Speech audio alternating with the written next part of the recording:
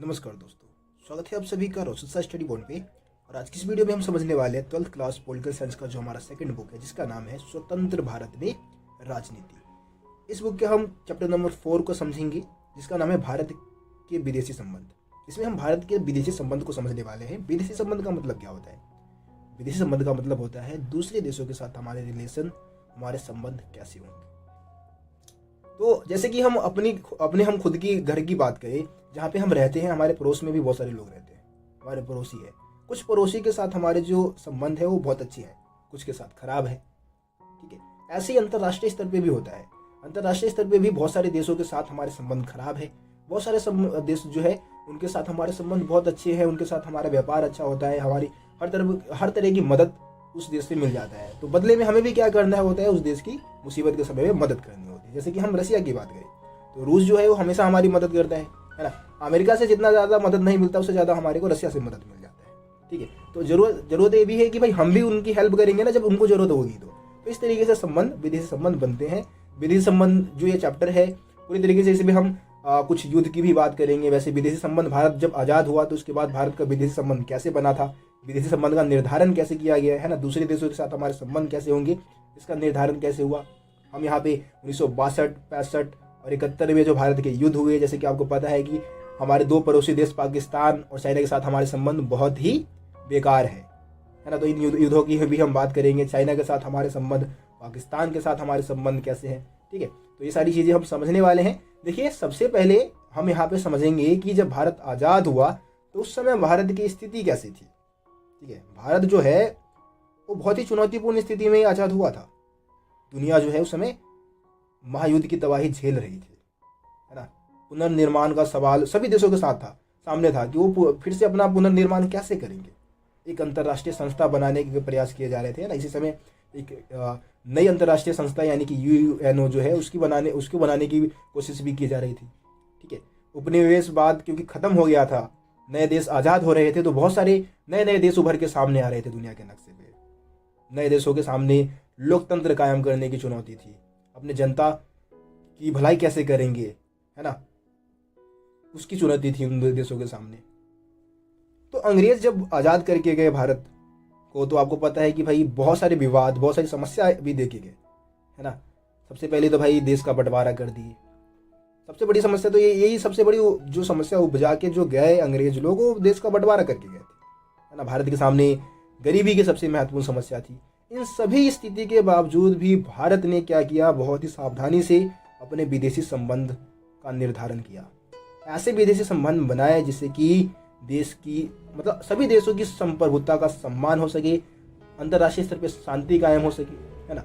इस लक्ष्य को हमने प्राप्त करने की कोशिश की। और संविधान का जो नीति निर्देशक सिद्धांत है उसमें भी इसकी झलक आपको देखने को मिलेगी। जैसे कि हम यहाँ पे नीति निर्देशक तत्व की अगर हम बात करें तो हमारे संविधान में जो अनुच्छेद 51 है उसमें अंतर्राष्ट्रीय शांति और सुरक्षा को बढ़ावा देने के लिए कुछ नीति निर्देशक सिद्धांत सुझाए गए हैं, है ना, जो कि हमारे देश के सरकार को ये सारी चीज़ें अपनाना चाहिए, इन सब चीज़ों को फॉलो करना चाहिए। जैसे कि अंतर्राष्ट्रीय शांति और सुरक्षा को बढ़ावा दिया जा सके, है ना, राष्ट्रों के बीच न्यायसंगत और सम्मानपूर्वक संबंधों को बनाए रखे जो हमारे देश की सरकार है। इसके अलावा जो भी अंतर्राष्ट्रीय विधि है ना, जो भी संधियां बनाई गई है अंतर्राष्ट्रीय स्तर पे देशों के बीच में शांति कायम करने के लिए, ठीक है, उनका आदर किया जाए। अंतर्राष्ट्रीय विवादों को मध्यस्थता द्वारा निपटाया जाए, ठीक है, उसको खत्म करने की कोशिश की जाए। देश क्या करे, एकजुट हो और अंतर्राष्ट्रीय विवादों को जल्दी से जल्दी सुलझाए।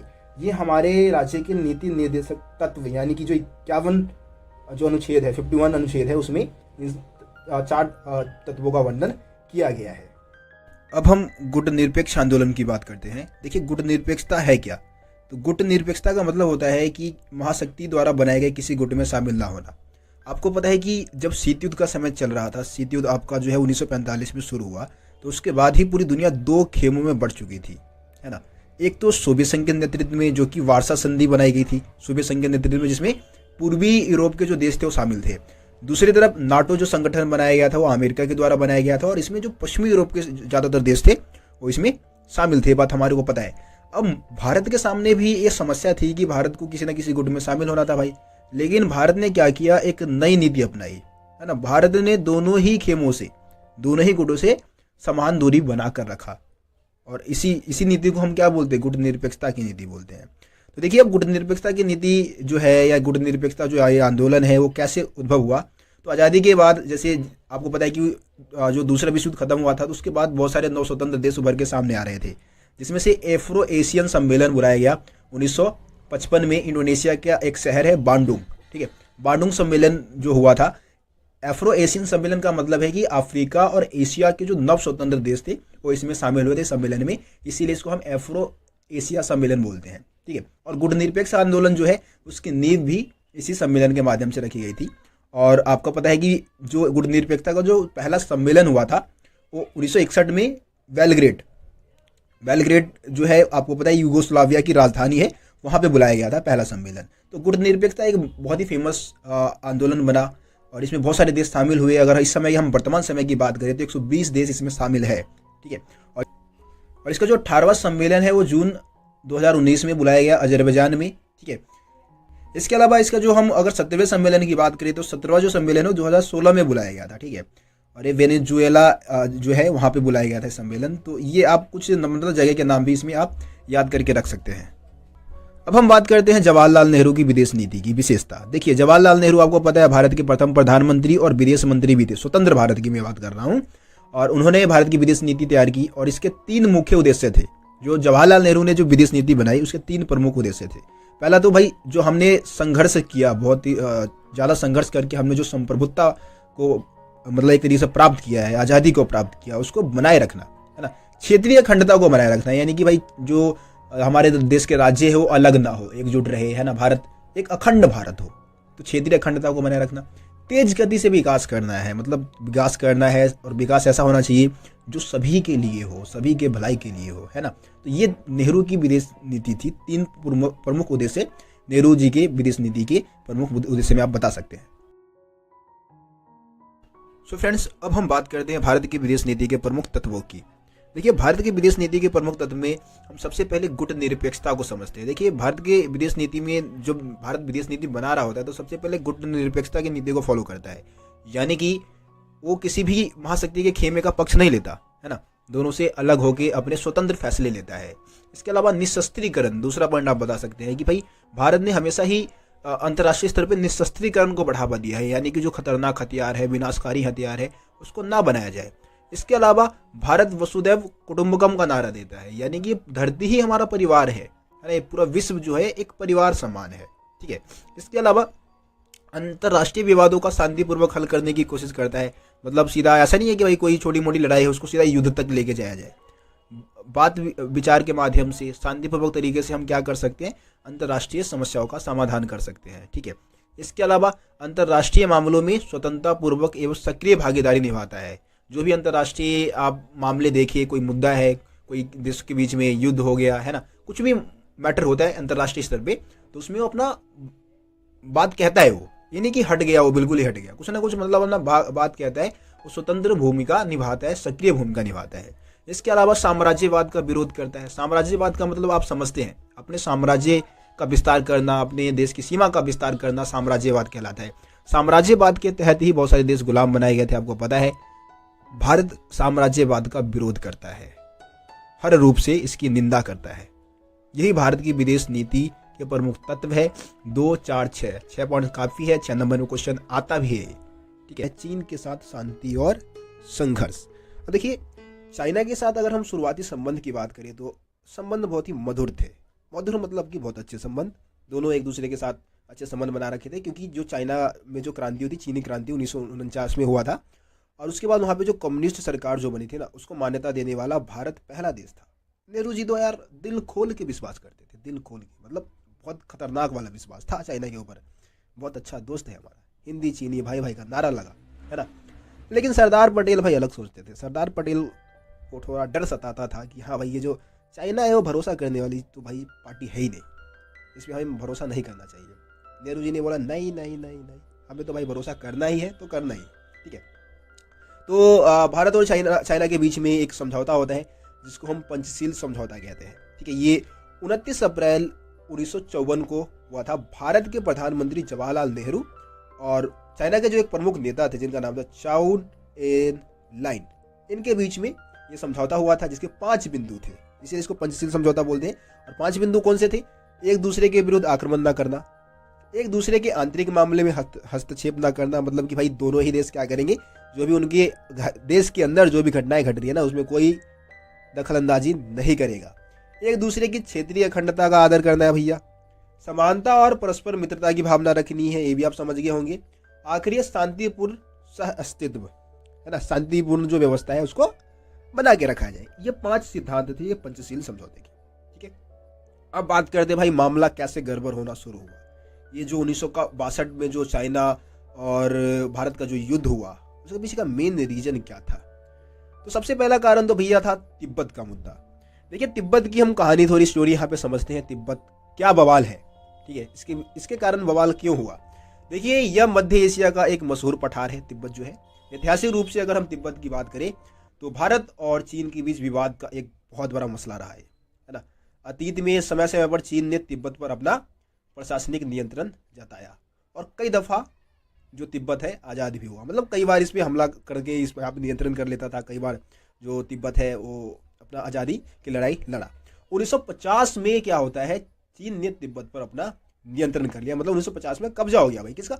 चाइना का। किस पर? तिब्बत पर। अब तिब्बत के ज़्यादातर लोग ने क्या किया, इस चीनी जो ये चाइना ने जो कब्जा किया उसका विरोध करेंगे, जाहिर सी बात है। 1954 में जब भारत और चीन के बीच पंचशील समझौता हुआ, अभी हम डेट की बात कर चुके हैं, है ना, तो पंचशील जो समझौता है उस पर हस्ताक्षर हुआ। तो इस प्रावधान में क्या था कि दोनों देश क्या करेंगे, एक दूसरे की क्षेत्रीय संप्रभुता का सम्मान करेंगे, है ना, देशों की आंतरिक मामले में दखल अंदाजी नहीं करेंगे। तो चीन के जो मतलब नेता लोग थे उन्होंने समझा कि भाई तिब्बत पे जो चाइना की दावेदारी है ना उसको मंजूरी दे दी भारत ने, मतलब कि ये चाइना का आंतरिक मामला है और उसमें दखल अंदाजी भारत नहीं करेगा, ऐसा उनको लगा, उनकी गलतफहमी थी ये।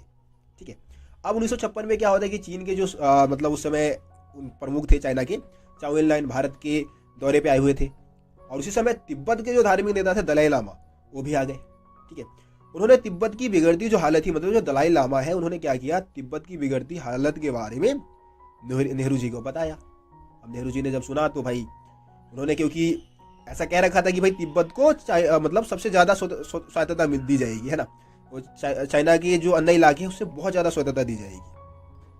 अब 1958 में क्या होता है कि भाई वहाँ पे जो चाइना ने जो कब्जा किया उसके खिलाफ वहाँ पे भाई सशस्त्र विद्रोह हो जाता है। इस विद्रोह को चाइना की जो सेना है उसने क्या किया, दबा दिया। स्थिति बहुत ज़्यादा बिगड़ गई, इतनी ज़्यादा बिगड़ गई कि वहाँ के जो नेता है दलाई लामा उनको भागना पड़ा।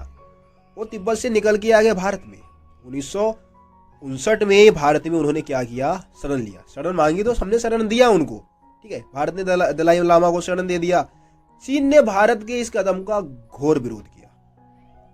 ठीक है, और देखिए चाइना को ये बात पसंद नहीं आई बिल्कुल भी। और मैं आपको बता दूं कि इस कारणवश जो चाइना ने मतलब तिब्बत पर कब्जा किया तो बहुत सारे तिब्बती लोग भारत भाग गए है ना। दिल्ली में बहुत सारी इनकी बस्तियां हैं। हिमाचल प्रदेश का जो धर्मशाला है उनका मेन केंद्र है। तिब्बतों के लिए जो बस्तियां बनाई, जो तिब्बती शरणार्थी उनके लिए अलग से बस्तियां बनाई गई है। ठीक है, दलाई लामा जो है इनके जो धार्मिक नेता थे उन्होंने खुद धर्मशाला में शरण लिया, वहाँ पे वो मतलब रहते हैं। तो इस तरीके से तिब्बत के कारण काफ़ी ज़्यादा मतलब चाइना के साथ जो हमारे संबंध थे वो खराब हो गए। देखिए दूसरा जो रीजन था भारत और चाइना के बीच में युद्ध होने का 1962 का, वो है सीमा विवाद। अब भैया सीमा विवाद में क्या है, तो देखिए भारत की मतलब एक तो भाई भारत ने ये कह दिया है कि भाई जो भी सीमा विवाद है ना उसको ब्रिटिश राज में सुलझा लिया गया था, तो सीमा विवाद कुछ है ही नहीं। लेकिन चाइना की सरकार जो है वो कहने लग रही थी कि भाई सीमा विवाद जो है वो है, मतलब कि ब्रिटिश राज में जो भी सीमा तय किया गया है उसको हम नहीं मानेंगे। तो इस कारण सीमा विवाद हुआ। अब दो क्षेत्र को लेकर सीमा विवाद था, एक तो भाई पश्चिमी छोर है आपका और एक पूर्वी छोर, मतलब पश्चिमी और पूर्वी दो इलाके थे। ठीक है, इसमें से एक तो जम्मू कश्मीर का जो लद्दाख वाले जो अक्साई चीन का जो इलाका है, पहला क्षेत्र तो ये हो गया। दूसरा हमारा अरुणाचल प्रदेश के कुछ हिस्से हैं, उस पर चाइना है अपना अधिकार जताता था। ठीक है, अरुणाचल प्रदेश को उस समय हम नेफा या उत्तरी पूर्वी सीमांत कहते थे।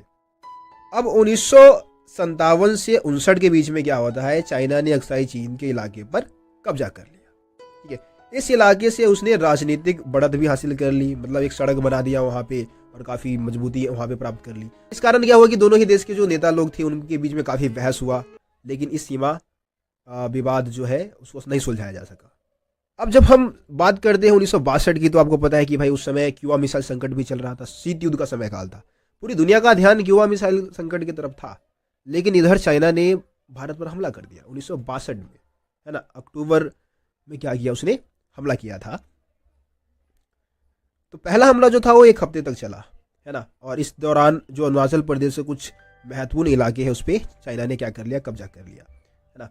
और हम पश्चिमी अगर मोर्चे की अगर हम बात करें, जो लद्दाख वाला हिस्सा था, वहाँ पे भारतीय सेना ने थोड़ा डटकर सामना किया, लेकिन जो पूर्वी भाग है उसमें चीन है वो काफ़ी आगे तक बढ़ गए, मतलब असम के जो मैदानी इलाके थे, है ना, वहाँ तक प्रवेश कर चुके थे।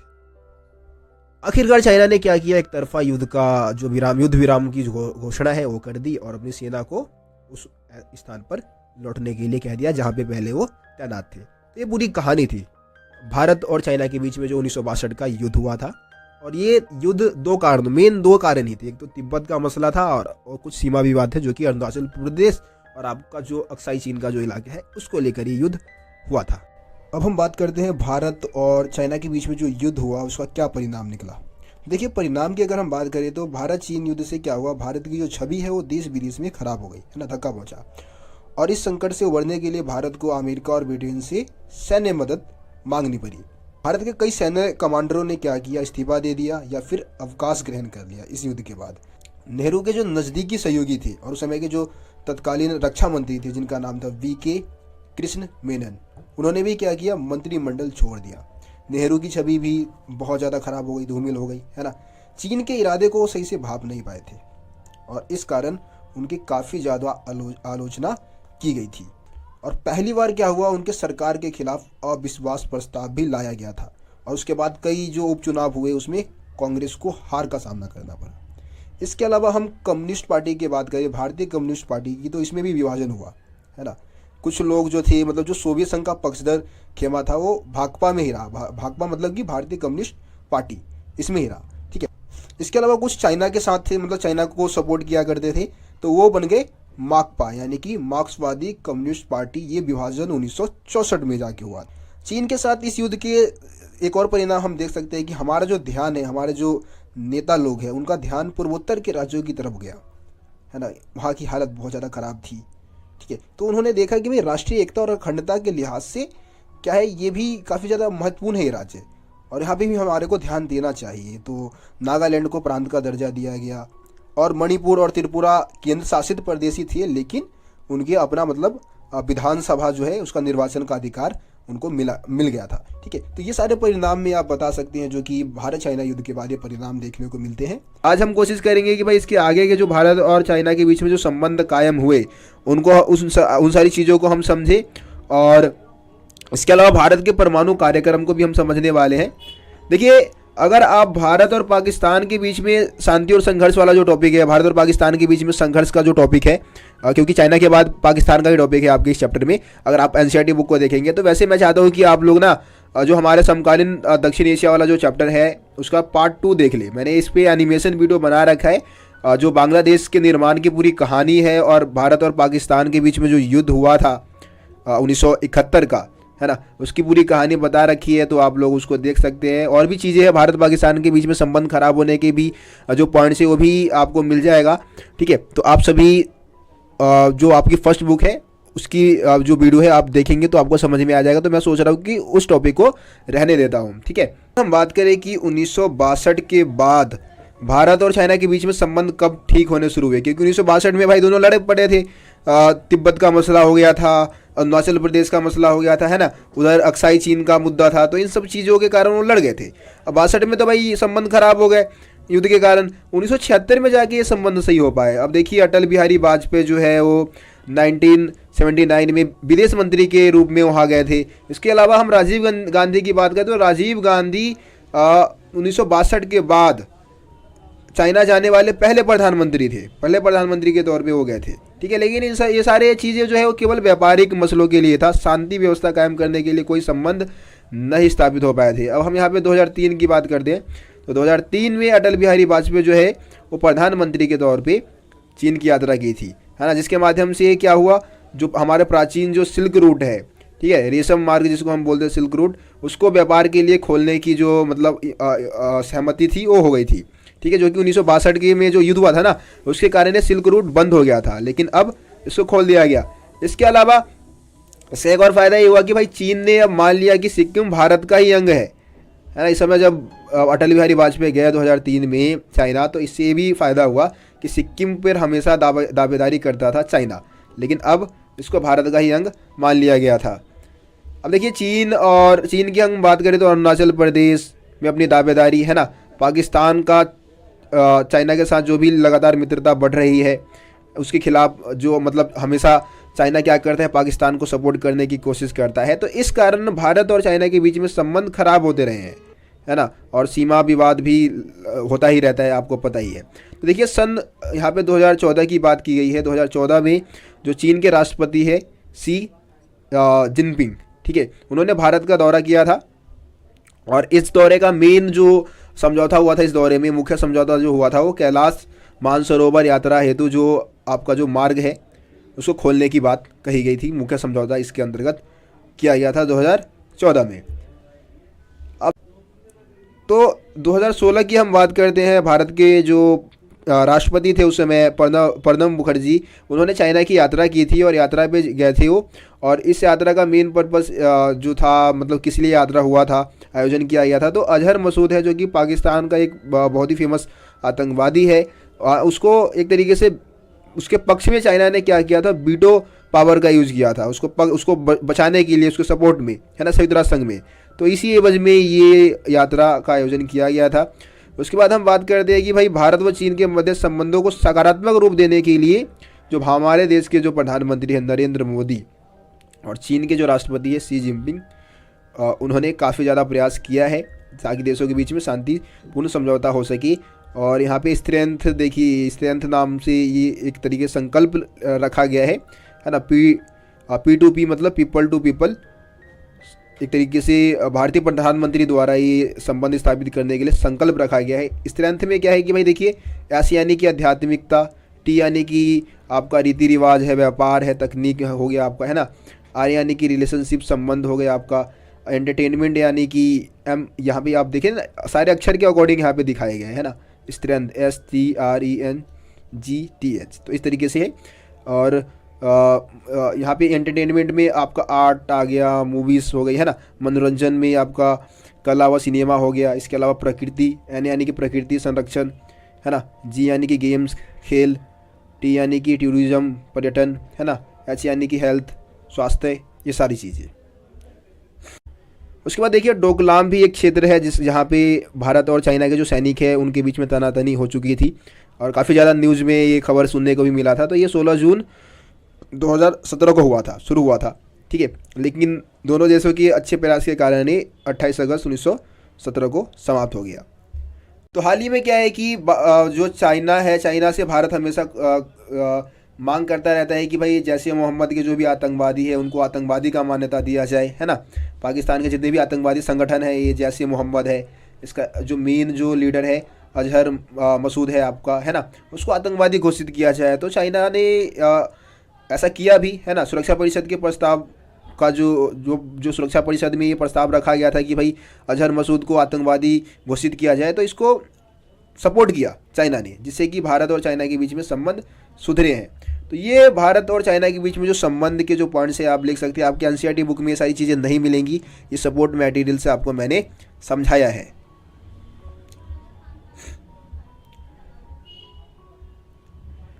अब हम भारत के परमाणु कार्यक्रम की बात कर लेते हैं। देखिए भारत का जो परमाणु कार्यक्रम है ना, वैसे तो 1940 में ही शुरू हो गया था। होमी जहांगीर भाभा थे, उनके नेतृत्व में ये कार्यक्रम शुरू हुआ था। लेकिन भारत जो पहला परमाणु परीक्षण कर पाया वो 1974 में किया, पोखरण में, ठीक है। और उसके बाद 1998 में पोखरण में ही भारत ने 5 परमाणु परीक्षण करके अपने आप को परमाणु संपन्न देश घोषित कर दिया था, है ना। अब इसके तुरंत बाद ही 1998 में ही क्या था कि जो पाकिस्तान है उसने भी परमाणु परीक्षण कर लिया था। चगताई की पहाड़ियों में उसने परमाणु परीक्षण किया था, ठीक है। तो इससे क्या है कि शक्ति संतुलन बन गया दोनों देशों के बीच में। और लेकिन अमेरिका जैसे देशों ने क्या किया, इन देशों के ऊपर काफ़ी ज़्यादा प्रतिबंध लगा दिए थे, आर्थिक प्रतिबंध लगा दिया था। देखिए भारत जो है शुरू से 1968 में जो परमाणु अप्रसार संधि लागू हुआ, और व्यापक परीक्षण निषेध संधि जो कि 1995 का है, यानी कि CTBT, इन दोनों पर हस्ताक्षर करने से मना कर दिया क्योंकि इसको भेदभावपूर्ण मानता है। अब देखो ना भैया, परमाणु अप्रसार संधि क्या है? इसमें यह है कि भाई 1967 से पहले जिन्होंने परमाणु परीक्षण कर लिया सिर्फ वही परमाणु हथियार रख सकते हैं, है ना। 1 जनवरी 1967 से पहले जिन्होंने परमाणु परीक्षण किया है वही हथियार रख सकते हैं, बाकी दूसरे देशों को परमाणु हथियार रखने की अनुमति नहीं थी। तो जाहिर सी बात है कि भाई ये पूरी तरीके से भेदभाव वाली नीति थी, तो इसीलिए भारत ने इन दोनों संधियों को नहीं माना है। ठीक है, अब बात करते हैं भारत की परमाणु नीति क्या है भैया। देखिए, भारत की परमाणु नीति में 2-4 पॉइंट आप बता सकते हैं कि भारत जो है वो शांतिपूर्ण उद्देश्य के लिए परमाणु शक्ति का इस्तेमाल करना चाहता है।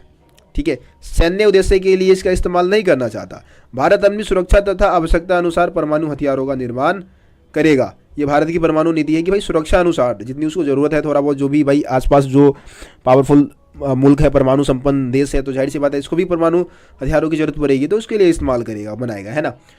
भारत परमाणु हथियारों का प्रयोग पहले कभी नहीं करेगा, है ना। अगर दूसरा पहले उसके ऊपर परमाणु हथियार का इस्तेमाल करता है, हमला करता है, परमाणु हमला हमारे ऊपर करता है, तभी हम करेंगे, पहले नहीं करेंगे, ऐसा हमने बोला है ना। ये भारत की परमाणु नीति का एक मेन पॉइंट आप बता सकते हैं। इसके अलावा भारत जो परमाणु हथियारों के प्रयोग करने की जो शक्ति है वो सर्वोच्च राजनीतिक सत्ता के हाथों में होगी। जो भारत के जो सर्वोच्च राजनीतिक सत्ता है उसके हाथों में परमाणु हथियार को प्रयोग करने की अनुमति है। इसके अलावा देखिए, भारत की जो विदेश नीति है ना, उसको लेकर जो विपक्षी दल है उनमें थोड़े बहुत मतभेद रहे, है ना। भारत के राजनीतिक दल है उनमें मतभेद रहे, लेकिन वो जानते थे कि भाई जो राष्ट्रीय अखंडता के लिए, है ना, हमारे अंतर्राष्ट्रीय सीमा के लिए, ठीक है, इसके अलावा हमारे राष्ट्रीय हितों के लिए ये परमाणु हथियार सही है। तो इस पे ज़्यादातर विपक्षी पार्टियां भी क्या थी, सहमत थी। तो ये परमाणु नीति में आप सारे पॉइंट्स लिख सकते हैं, 3 से 4 पॉइंट।